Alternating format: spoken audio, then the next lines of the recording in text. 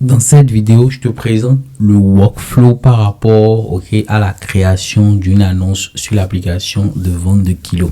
Je vais profiter dans cette vidéo pour répondre aux diverses questions que vous m'avez posées dans les commentaires de la précédente vidéo. Donc j'ai mon portable là et je vais répondre à ça au fur et à mesure. Et après ça, maintenant, je vais vous présenter l'application, c'est-à-dire le workflow qui permet de créer en réalité une annonce sur l'application. Et tenez-vous là, c'est très important pour moi. J'attends vos retours par rapport à ça.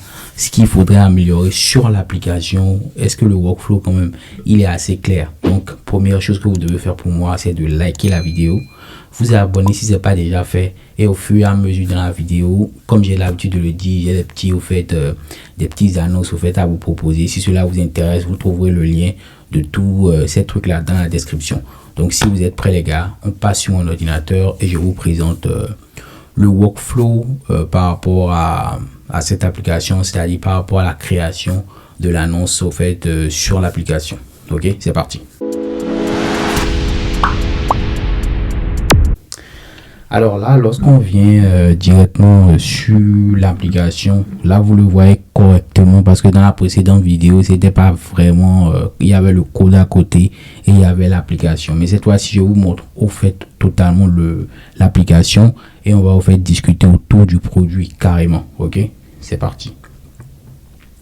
Donc là, normalement, quand on vient sur l'application, par exemple là, on n'a pas encore de compte. Donc on voit directement, je vous la fais en ralenti. Normalement quand on vient sur l'application, on a un truc comme ceci. Donc on a cette partie, ça c'est ce que j'avais montré la dernière fois, hein, rien de nouveau. Et ici on peut vendre des kilos. Là si on veut vendre des kilos, on est obligé de se connecter. Et ici lorsqu'on veut voir les annonces automatiquement, on accède à cette page là où on peut voir les annonces. Donc ici ce que vous voyez ici, c'est un scroll view. Qui me permet de pouvoir scroller, de pouvoir récupérer au fur et à mesure des annonces qui ont été vraiment vérifiées sur l'application. Donc là, ça, il n'y a rien de nouveau. Donc ici, par exemple, je peux faire des recherches. Je n'avais pas montré ça la dernière fois, mais ici, je peux vous faire des recherches sur l'application. Donc ici, par exemple, si je tape, par exemple, ici, je tape France. Donc je peux rechercher ici. Donc par exemple, il n'y a pas d'annonce en France. Si je repars dans la liste, je vais chercher une annonce vraiment qui existe. Par exemple, je vais taper par exemple spin pour voir. Donc ici, je viens ici et je vais taper ici spin comme ceci, tech. Donc ici, j'ai les annonces qui ont été vraiment filtrées. Donc ici, rien de nouveau. Quand je viens ici, j'ai les informations par rapport à l'annonce qui a été créée. Donc ici, je peux vous réserver. Mais vu que moi j'ai pas de compte sur l'application, c'est normal, ça va pas marcher parce qu'il va me demander de me connecter. Donc je vous ai montré tout le processus d'inscription, hein. Ça je vais pas revenir là-dessus. Je vais continuer sur ce qui m'intéresse. Alors qu'est-ce qui m'intéresse déjà, c'est de me connecter. Donc je vais me connecter avec le compte d'un utilisateur et je vais pouvoir tester ça. Donc je vais récupérer ici le compte d'un utilisateur. Par exemple, je vais récupérer par exemple un compte qui existe en base de données. Donc là je vais mettre juste les identifiants. Oui, voilà. Donc là se souviennent de moi et là je suis connecté. Donc quand je suis connecté automatiquement sur l'application, qu'est-ce que je vois? Je vois ici bienvenue. Donc ici je vois les annonces, je vois ici des notifications. Donc ici il y a un système de notifs qui me permet de voir ce qui se passe, c'est-à-dire les opérations que j'ai eu à effectuer, ainsi de suite. Donc moi ce qui m'intéresse déjà en première partie, comme je l'ai dit, c'est de pouvoir créer une annonce. Ok, donc je rappelle qu'on peut créer une annonce à partir du moment où mon compte est vérifié. Donc ici par exemple, cet utilisateur, son compte est vérifié, il n'a pas encore poster d'annonce parce que ici au niveau de ces annonces, vous voyez que ici c'est vide. Donc ici il n'y a pas d'annonce. Je viens sur le processus pour créer une annonce. Donc pour créer une annonce, je peux directement venir sur cette partie et je vais atterrir directement sur cette partie là qui me permet de créer l'annonce. Comme je peux ici au niveau du menu ici cliquer sur ce plus là et qui va m'amener sur cette partie qui me montre un peu ce qui va se passer. Donc ce que je m'apprête à faire sur l'application, c'est-à-dire créer l'annonce. Et ici, tac, je vais commencer par créer l'annonce. Donc ici, par exemple, je vais créer une annonce pour un vol qui est à destination de Cotonou, par exemple. Donc ici, de France à Cotonou. Donc ici, je vais mettre par exemple France, tac, et ici le départ. Donc je dis que le départ par exemple, c'est le mardi ou soit même le mercredi 25 décembre. Donc tac, ici je dis que l'arrivée par exemple c'est au Bénin. Donc ici je mets Bénin, tac. Donc ici je mets Bénin. Je mets la date d'arrivée pour moi, ça peut être le 25 aussi, comme ça peut être le 26, c'est-à-dire probablement à 0h, quoi, oui, à 0h, tout simplement. Je fais confirmer, donc je mets la date ici. Donc, qu'est-ce qui se passe? J'ai mis ma ville de départ, j'ai mis la date de départ, l'arrivée, et ici, je veux mettre au fait les informations sur la collecte. Donc, ici, première chose, c'est qu'on dit si vous avez plusieurs lieux de collecte et date de collecte, vous pouvez en discuter en privé avec l'expéditeur. Donc ici, je note que ici, on peut discuter en privé, autant pour moi avec l'expéditeur, à partir du moment où, au fait, il effectue une réservation et on peut, au fait, voilà, il a fait la réservation et moi, j'ai accepté sa réservation sur mon annonce. Donc, à partir de ce moment-là, je pourrais, au fait, discuter avec lui. Donc, ça, c'est à voir après. OK? Voilà. Donc, ici, je mets le lieu de collecte, le lieu au fait où je souhaite collecter les colis. Ok, donc ici par exemple je vais mettre ici Châtelet. Donc ici je mets par exemple Châtelet. Donc Châtelet là, le lieu de collecte sera au fait se fera au plus tard 48 heures avant le départ. En réalité ça au fait c'est une recommandation que l'application souhaite faire, c'est-à-dire lorsque vous voulez au fait livrer par exemple voilà, vous voulez au fait récupérer les colis, on vous préconise au fait que cela se fasse 48 heures avant votre départ, quoi. Donc ici, ça c'est des recommandations et c'est mieux de le suivre parce que c'est au fur et à mesure et en fonction des réflexions qui ont été faites qu'on a eu à mettre ces petites propositions sur l'application. Donc ici, là, ça c'est le lieu de collecte. La date de collecte, vu que je bouge le 25, je peux dire que ma date de collecte c'est par exemple le 24. Donc ici, je confirme. Donc c'est bon, je fais suivant.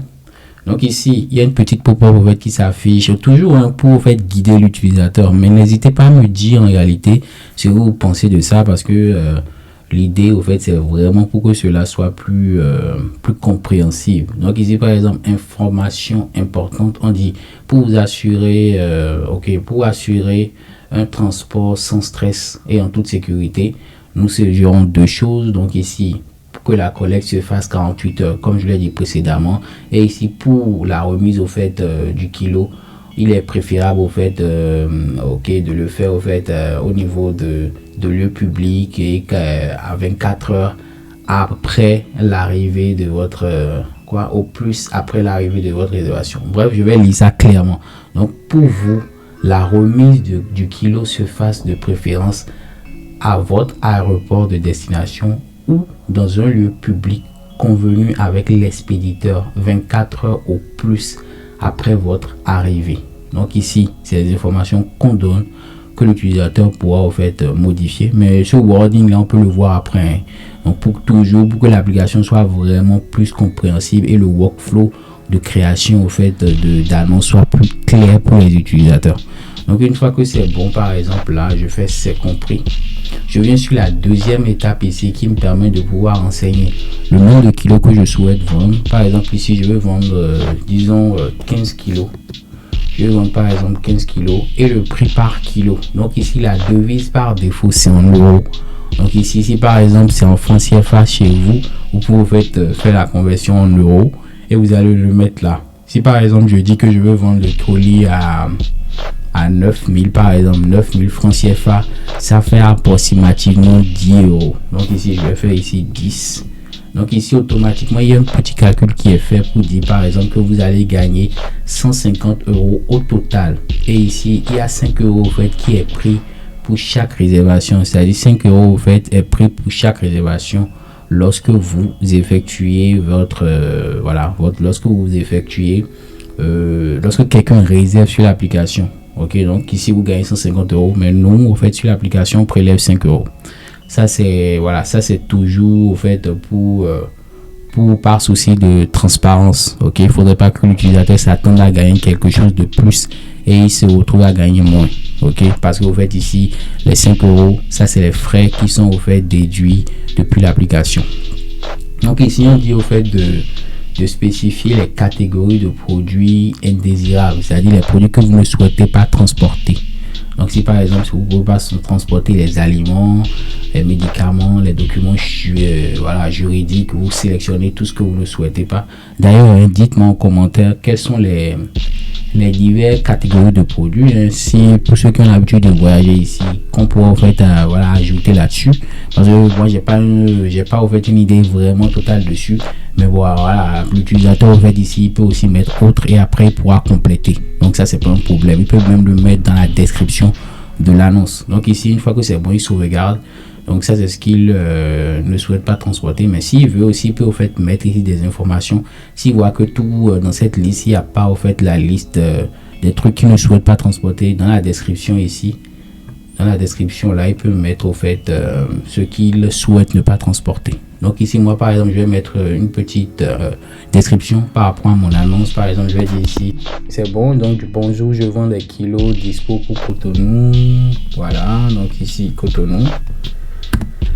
Donc Cotonou, donc je dis par exemple je suis disponible pour répondre à toutes vos questions. Donc là j'ai fini. Donc ici je mets maintenant suivant. Donc ici au niveau de la troisième étape, qu'est-ce que j'ai en réalité? Bon c'est parti, hein. J'ai un récapitulatif de tout ce que j'ai au fait entré pour créer mon annonce. Et une fois que je clique sur le bouton publier automatiquement, ici vous voyez que ça met annonce publiée avec succès. Et ici il me donne des recommandations pour après, lorsqu'il y aura une réservation, assurer au fait un service efficace sur l'application. Au fait j'insiste vraiment sur ces deux choses, c'est la sécurité, la transparence et aussi le fait de pouvoir aider les utilisateurs, que ce soit quelqu'un qui crée son annonce, que ce soit quelqu'un qui effectue une réservation. Je tiens quand même à aider ces personnes à suivre le workflow de leur livraison. Ok, donc ici par exemple ça c'est une annonce qui vient d'être créée et là automatiquement je viens sur la liste de mes annonces et je vois que l'annonce a été créée et a été directement publiée sur l'application. Pourquoi l'annonce a été directement publiée sur l'application? Parce que mon compte a été vérifié. Si mon compte n'est pas vérifié, j'ai pas la possibilité de créer des annonces, c'est pas possible. Ok, j'ai pas la possibilité de publier même des annonces. Déjà même pas la possibilité de voir le bouton créer une annonce, parce que le bouton ne sera pas accessible. Il faudrait vérifier ces informations, que ce soit son numéro de téléphone, son mail, ses identifiants, c'est-à-dire sa pièce d'identité, avant de commencer par publier une annonce. Ok, et vraiment là j'insiste, après je vais répondre aux diverses questions que vous m'avez posées. Donc ça serait une vidéo un peu longue, mais je vais répondre aux diverses questions que vous m'avez posées par rapport au système qui me permet de vérifier les informations de l'utilisateur. Peut-être vous pouvez implémenter sur vos diverses applications après. Donc ici c'est parfait. Maintenant si je viens dans la liste par exemple de mes annonces, ici je vais pas voir mon annonce sur ce workflow, parce qu'en réalité j'ai pas intérêt de voir mon annonce là-dessus, parce que en fait si je vois mon annonce ici, c'est comme si je peux cliquer ici et cliquer sur réserver des kilos sur ma propre annonce, ce qui n'est pas logique. Donc c'est les utilisateurs qui vont se connecter.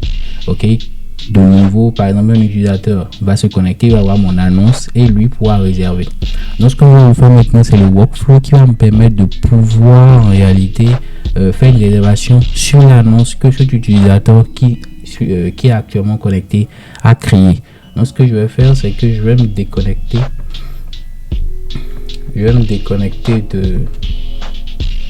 de l'interface de cet utilisateur et je vais prendre un autre utilisateur pour effectuer la réservation. Donc ce que je vais faire, c'est que je vais prendre un autre utilisateur, et là je vais l'ajouter. Donc je viens ici et je vais me connecter en tant que cet utilisateur là. Donc là je suis connecté, je vais descendre et je vais chercher l'annonce. Donc je vous rappelle, je peux le chercher directement comme ceci, comme je peux le chercher dans la barre de recherche. Ok, donc ici par exemple, si je viens dans la barre de recherche, je viens ici par exemple, je tape ici France. Donc ici, je vois par exemple que cette annonce a été, voilà, cette annonce existe vraiment. Voilà l'utilisateur qui l'a posté. Son compte, il est vérifié et c'est un départ pour le 25 décembre. OK?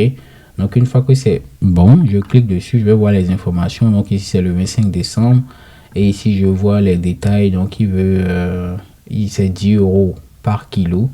L'arrivée, c'est le 26. Le nombre de départs, le nombre de kilos, autant pour moi, c'est 15 kilos. Le prix au kilo, c'est voilà 10 € par kilo. Le point de retrait, c'est Châtelet. Et ici, il y a pour le moment 15 kilos qui restent au fait que je peux réserver. Donc ici, je peux au fait voir les produits qui n'acceptent pas. Donc c'est ce que j'ai sélectionné précédemment, alimentaire, médicaments, les documents juridiques. Et ici, je peux voir la description que j'ai mis précédemment. Donc bonjour, je vends au fait 10 kilos disponibles pour Cotonou. Je suis disponible pour répondre à toutes vos questions.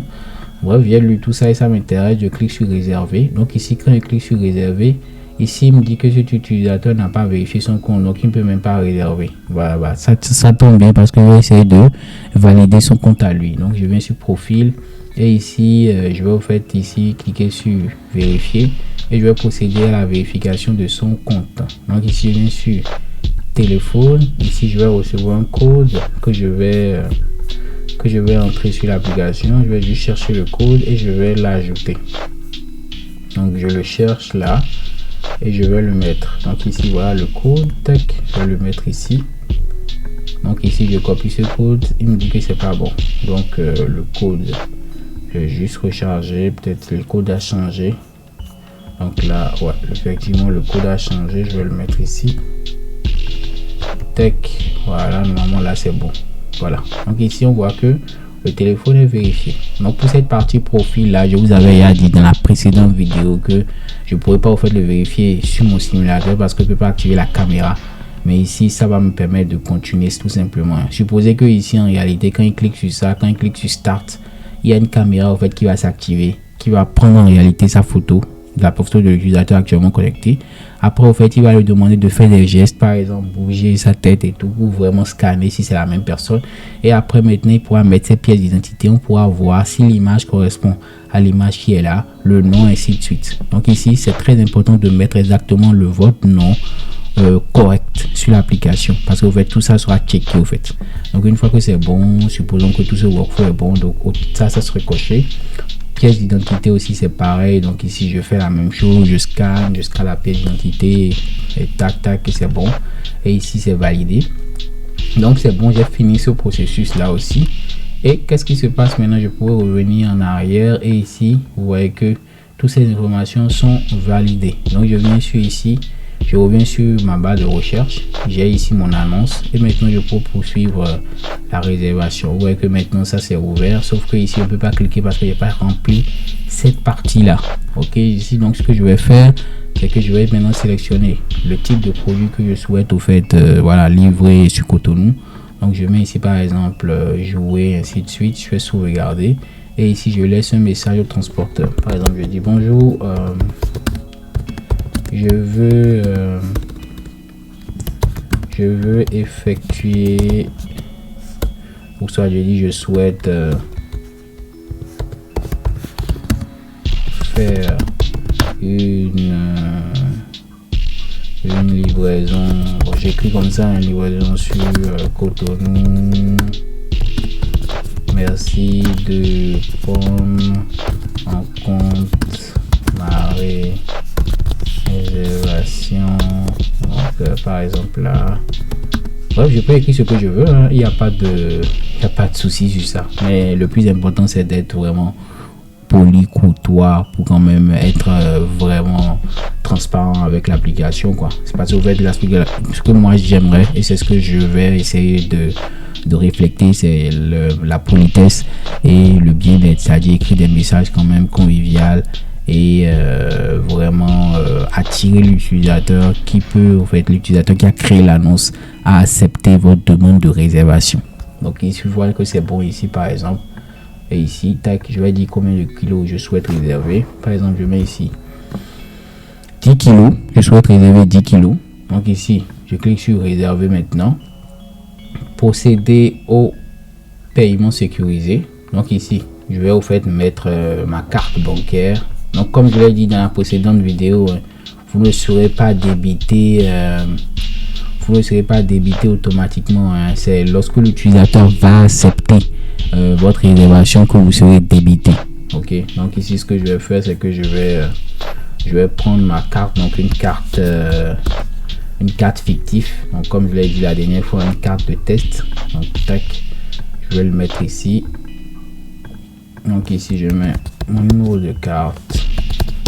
Donc je tiens à dire que vous pouvez payer aussi par PayPal, vous pouvez payer en plusieurs fois, mais ce processus sera totalement enlevé, que ce soit Alma, Klarna, parce que ce sont des systèmes qui permettent de payer en plusieurs fois. Et franchement, c'est pas l'objectif de l'application de permettre aux gens de payer en plusieurs fois.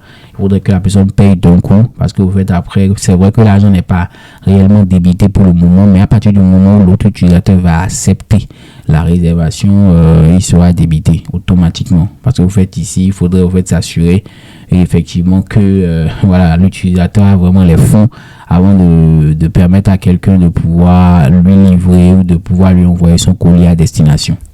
Donc ça c'est bon. Donc ici c'est bon. Je vais maintenant payer les 100 euros. Donc ici, tac. Donc je prends le workflow que les 100 euros ont été préautorisés de prélèvement. Donc il y a une préautorisation qui a été effectuée. Maintenant c'est bon. La réservation a été effectuée. Maintenant je viens sur par exemple mon accueil. Je vais pouvoir voir les réservations que j'ai fait. Donc ici c'est dans mes réservations. Donc si je viens dans mes réservations, ici par exemple je vais voir que cette réservation est en attente. C'est ce qui est là.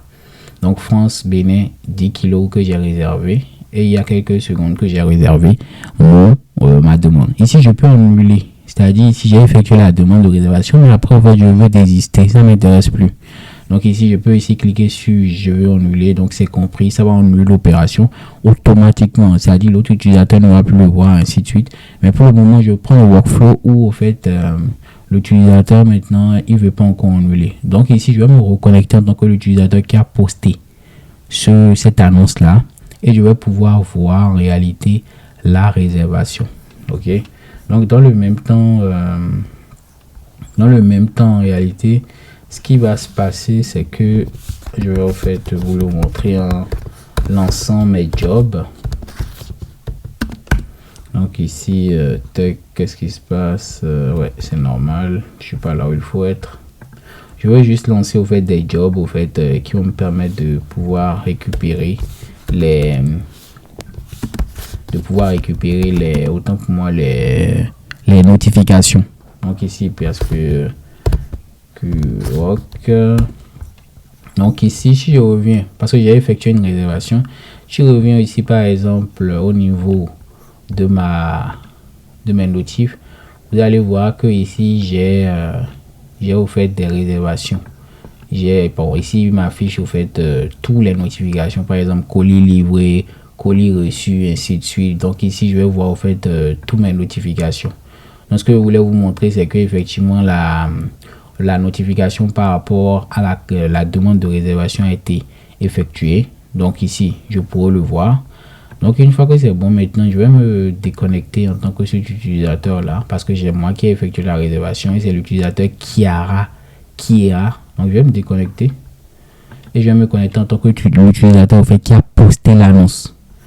Donc là ce que je vais faire, c'est que je vais aller sur le compte de l'utilisateur qui a posté l'annonce. Donc ici je me connecte, donc je me reconnecte maintenant en tant que l'utilisateur qui a créé l'annonce. Donc je viens ici 04, attendez, je reprends mon mot de passe là, ça m'échappe.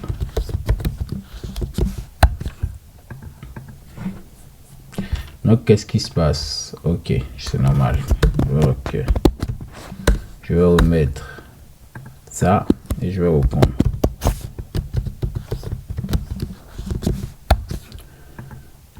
Là je suis connecté, je viens sur mon profil. Normalement quand je viens déjà ici sur mes notifications, j'ai déjà reçu une notification par rapport à mon annonce qui a été créée. Donc ici vous avez créé une annonce il y a 2 minutes, et ici vous avez une nouvelle réservation de ceux utilisateurs qui souhaitent réserver 10 kilos. Donc quand je clique dessus, je viens dessus par exemple sur mes annonces, et ici je vois que voilà mon annonce, et ici il y a déjà une personne souhaite réserver vos colis, autant pour moi. Donc quand je viens sur ça comme ceci, je vois ici que il y a l'utilisateur qui souhaite réserver 10 kilos chez moi.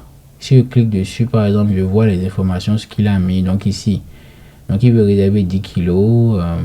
Bon, quantité souhaitée, il faut être réservé 10 kilos. Message, au fait, il dit bonjour, je souhaite faire une réservation sur Cotonou, merci de prendre en compte par réservation. Ok.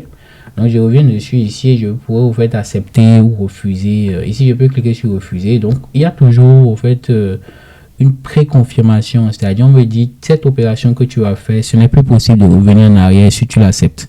Donc si tu refuses, l'utilisateur va comprendre que tu as refusé. Et voilà, on va il y aura au fait l'annulation de la préautorisation de prélèvement chez l'utilisateur qui a effectué la demande de réservation.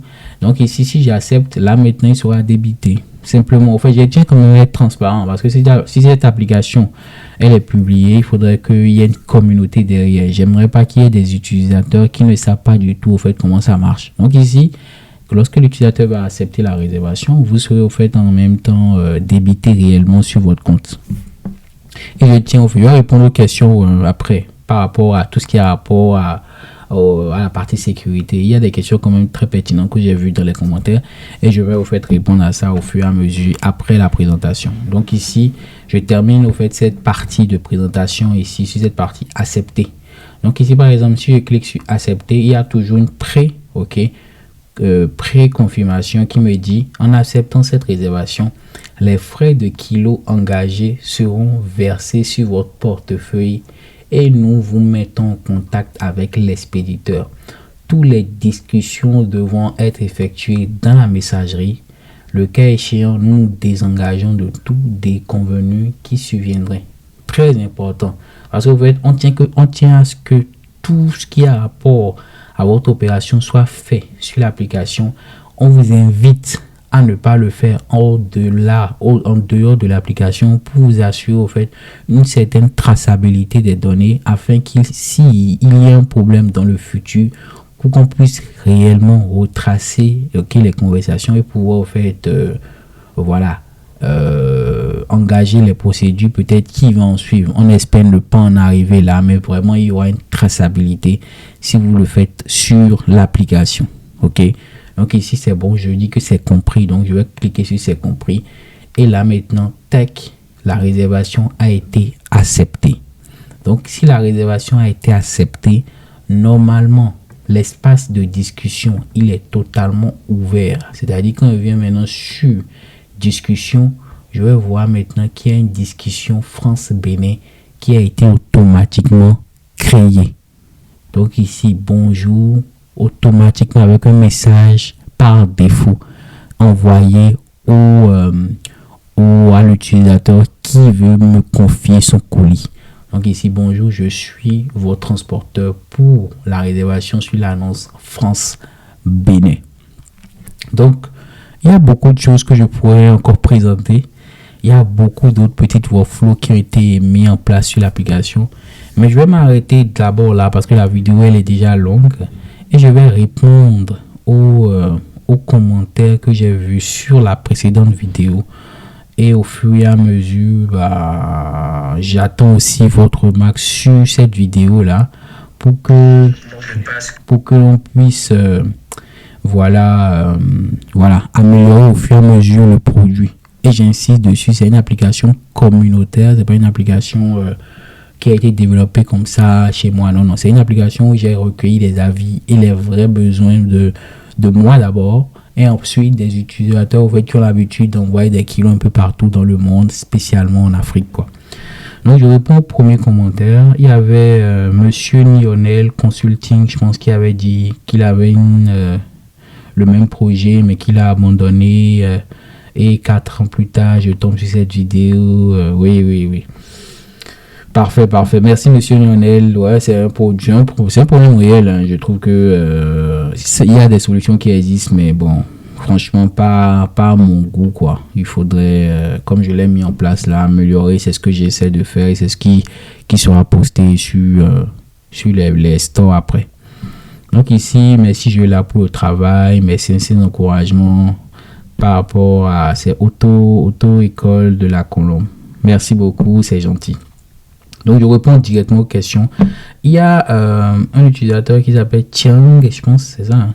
Il me demande au fait, qu'est-ce que j'utilise au fait pour checker le passeport et les identités et les pièces d'identité. Alors, ce que j'utilise pour le faire, c'est Onfido. Vous faites utiliser sur vos diverses applications. Parce que vous faites Onfido, c'est un système qui est utilisé sur plusieurs sites pour vérifier les pièces d'identité au fait des personnes qui sont connectées sur vos diverses applications. En réalité, ce qui permet de faire, vous allez le voir dans le workflow, c'est pouvoir au fait scanner la pièce d'identité de la personne et vérifier vraiment si c'est valide. Déjà, quand vous allez sur la page d'accueil du site Onfido, vous voyez un peu le workflow fait qu'il propose et vu qu'en fait c'est utilisé par plusieurs applications vraiment poussées et j'ai un peu testé aussi parce que j'ai testé plusieurs. Peut-être je peux faire une vidéo consacrée spécialement là-dessus pour vous montrer au fur et à mesure ce que j'ai eu à tester, pourquoi j'ai choisi celui-ci. Mais Onfido pour plusieurs plateformes, par exemple des plateformes de streaming qu'il utilise, je peux vous assurer que c'est quand même un peu, je vais dire, fiable. On peut pas dire fiable à 100%, mais c'est quand même fiable, quoi. Il faudrait pas se leurrer là-dessus. Donc l'intégration n'est pas simple, hein, on va pas se mentir, mais c'est faisable et c'est possible vu que je l'ai fait. Donc si vous voulez une vidéo par rapport à un tutoriel par rapport à ça, n'hésitez pas en commentaire, dites-moi ce que vous en pensez. Je pourrais vous faire une petite vidéo par rapport à ça. Voilà. Voilà. Il y a une autre question. J'aime bien l'idée, mais autre chose. Si celui qui a posté l'annonce accepte et le compte de l'autre est débité, qu'est-ce qui garantit que celui qui a posté l'annonce va bel et bien prendre le produit ou alors prendre la poudre ou ne pas ou prendre la poudre d'escampette. En fait, ça c'est une très bonne question qu'il a posée. Hein. Il s'appelle les stratèges 4. C'est une très bonne question que tu as posée, mais ce workflow, je l'ai prévu. En fait, comme je l'ai dit, vraiment j'ai pensé un peu à tout avec mon équipe par rapport à ça. En fait, effectivement, si quelqu'un effectue une demande de réservation et il est débité, ok, et l'autre maintenant il accepte la demande de réservation et il est l'autre, voilà, et moi qui ai fait la demande, je suis débité. Qu'est-ce qui prouve que la personne en réalité il va pas fuir? Il va pas fuir parce que je vais vous montrer le workflow après. C'est vrai que moi qui ai fait ma demande de réservation, je suis débité. Mais en réalité, je suis débité, mais je ne suis pas l'utilisateur au fait qui a accepté ma réservation. Il n'a pas les fonds disponibles automatiquement lorsqu'il a accepté ma demande de réservation. Non. Il a les fonds disponibles lorsqu'il a livré le colis.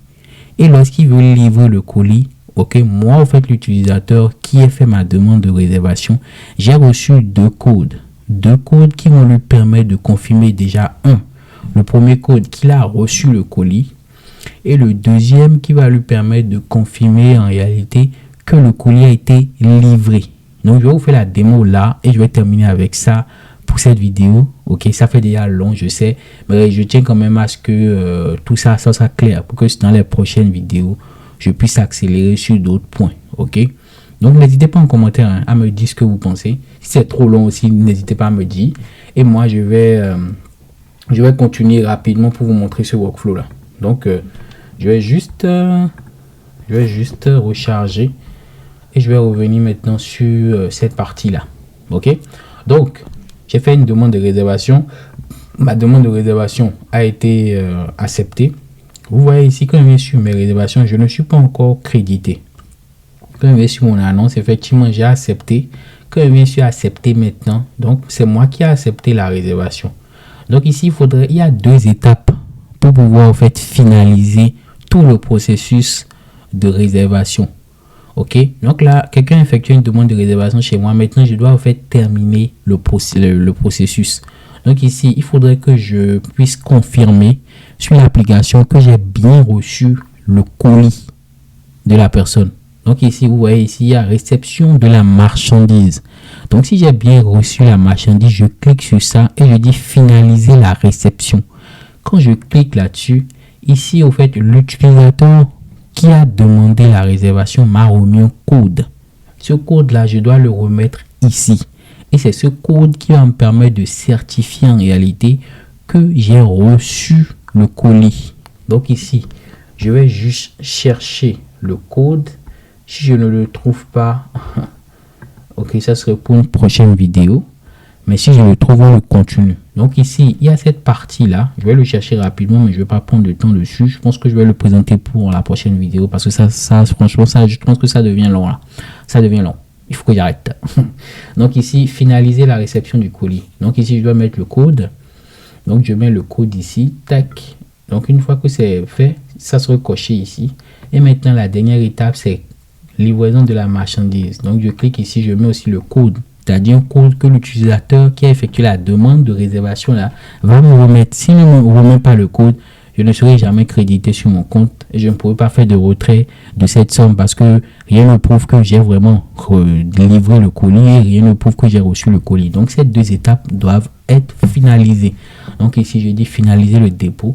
Donc il m'a remis un code qui permet de certifier qu'il a reçu le colis à destination. Je le mets ici et quand je clique sur finaliser, si ces deux sont cochés automatiquement, alors là on suppose que franchement si moi-même l'utilisateur qui a fait une demande de réservation, j'ai remis ces deux codes à l'utilisateur, or que l'utilisateur n'a pas en fait reçu ma marchandise ni livré ma marchandise, alors là ça c'est à mon niveau parce que nous on a donné des codes personnels à l'utilisateur qui a fait la demande de réservation pour qu'il puisse certifier au fur et à mesure des étapes qu'il a reçu la marchandise et aussi que la marchandise a été livrée à destination. Donc une fois que c'est bon, l'autre utilisateur au fait il est débité, c'est-à-dire bon il était débité de base, mais l'utilisateur au fait qui a créé son annonce, il est crédité sur son compte et il pourra maintenant retirer ses sous tout simplement sur l'application et le processus il est terminé. Alors je suis à la fin de la vidéo, hein. Je voulais pas que ça soit long, mais bon c'est quand même important pour que qu'il y ait plus pour que il y ait un truc de transparence sur tout le workflow de cette application qui sera en ligne probablement fin janvier ou début février, je vais dire. Et voilà quoi. N'hésitez pas en commentaire à me dire ce que vous pensez de ce workflow. C'est vrai qu'il y a beaucoup d'autres choses qui pourraient être présentées, mais je tiens à m'arrêter là. Il y aura d'autres vidéos qui vont expliquer ça. Et si vous voulez, vous faites faire partie des bêta-testeurs de l'application, en commentaire, vous voyez, vous faites un petit lien qui va vous permettre de pouvoir vous préenregistrer, être ajouté directement parmi les testeurs. Si vous voulez, si vous voulez voir comment j'ai développé, par exemple, plusieurs fonctionnalités, mettez en commentaire les fonctionnalités qui vous intéressent. Je me ferai un plaisir de créer peut-être un petit projet, faire des tutoriels là-dessus. Et si vous avez envie de vous former sur le développement d'applications React Native mobile, ok. Si vous avez envie de vous former sur le web aussi, parce que bon, j'ai commencé par le web, hein, donc vous voyez toutes ces informations, vous prenez juste un rendez-vous avec moi et je ferai un plaisir de répondre à toutes vos questions. J'espère que la vidéo vous a plu. Je vous donne rendez-vous pour les prochaines vidéos qui ça va toujours être intéressant. Likez la vidéo et on se dit à la prochaine. Bye bye.